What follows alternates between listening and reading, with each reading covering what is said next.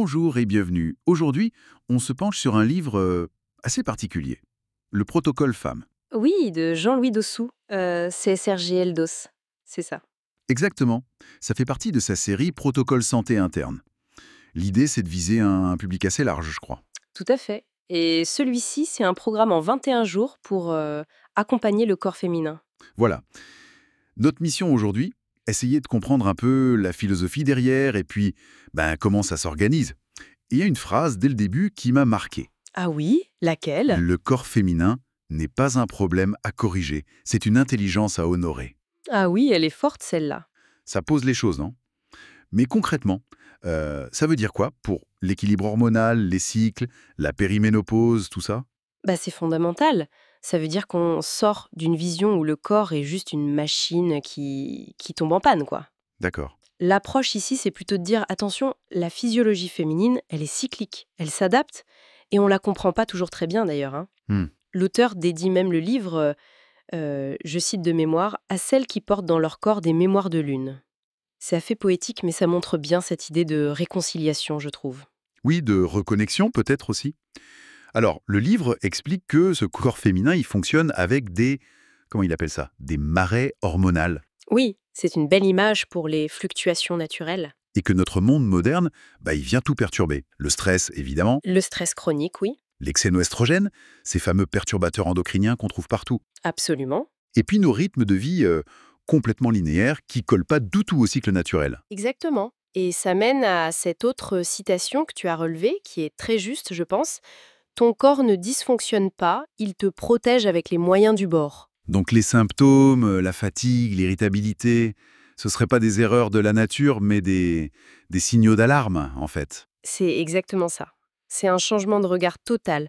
Au lieu de vouloir juste éteindre le voyant rouge sur le tableau de bord, Oui. on essaye de comprendre ce qu'il nous dit. Et l'idée, c'est de renforcer le terrain, comme dit l'auteur, rendre le corps plus résilient face aux agressions modernes. Et ces signaux, il en parle. Genre la fatigue avant les règles, le brouillard mental. Oui, tout à fait. Il les présente comme des murmures du corps, des petits signes avant que ça déraille plus sérieusement. Il y a même un test d'auto-évaluation dans le livre pour aider à identifier son propre terrain féminin. D'accord, intéressant. Alors bon, la philosophie est claire, mais comment on passe à l'action? C'est ce fameux protocole de 21 jours. C'est ça, il est structuré en phases. Il y a une phase zéro d'abord, désaturation douce. Pour nettoyer un peu l'organisme, j'imagine, alléger avant de reconstruire. Voilà, c'est l'idée. Et ensuite, on a des phases pour activer, réguler et puis intégrer tout ça. Et avec quels outils? On parle de quoi concrètement? Alimentation, plantes? Oui, un peu tout ça, c'est très holistique. L'alimentation est adaptée, il appelle ça le cycle dans ton assiette. Joli nom. Oui. Et puis il y a les plantes, le gâtillier, bien connu pour l'équilibre hormonal, Ah oui, l'ashwagandha, plutôt pour le stress, shatavari pour la vitalité féminine. Bon, il en cite plusieurs. d'accord. Et ça s'accompagne de mouvements doux, de respiration, toujours en lien avec ces marées internes. Et il suggère aussi quelques compléments, oui, comme des oméga 3 ou de l'aloe vera, des choses pour soutenir. Ça a l'air assez complet. Et j'ai vu qu'il y avait aussi des chapitres très pratiques pour des situations spécifiques, hein. Le SPM, le SOPK. Oui, syndrome prémenstruel intense, syndrome des ovaires polykystiques, la périménopause aussi, la prépile, même l'hypersensibilité. C'est précis. Et avec des outils genre roue du cycle personnalisé ou journal d'intuition. Ça rend le truc plus abordable, non? Malgré la profondeur du sujet. Tout à fait. Le côté pratique, ça aide à s'approprier la démarche. Mais le cœur du message, ça reste vraiment l'écoute de soi, l'autorégulation. Hmm. Il parle de 6 leviers pour restaurer ton terrain interne.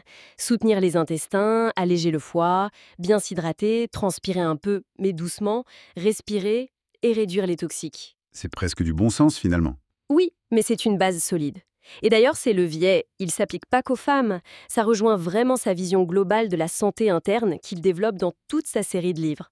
C'est pour renforcer les fondations, quoi. Bien compris. Donc, pour résumer, on pourrait dire que ce protocole femme, c'est une invitation. Une invitation à renouer avec l'intelligence de son propre corps, de ses cycles, Oui. en utilisant des outils naturels, beaucoup d'écoute, pour retrouver un équilibre. C'est plus un accompagnement qu'une tentative de forcer les choses de l'extérieur. Une réconciliation, vraiment. Une belle perspective. Et pour terminer, j'ai retenu une dernière phrase de la conclusion. Ah oui? Ce n'est pas ta perfection qui te régule, c'est ton écoute qui te guérit. C'est puissant ça. Ça laisse songeur, non? Est-ce que finalement, la clé du bien-être, ce serait pas moins de chercher le contrôle absolu que d'améliorer la qualité du dialogue qu'on a avec notre propre corps, notre propre biologie?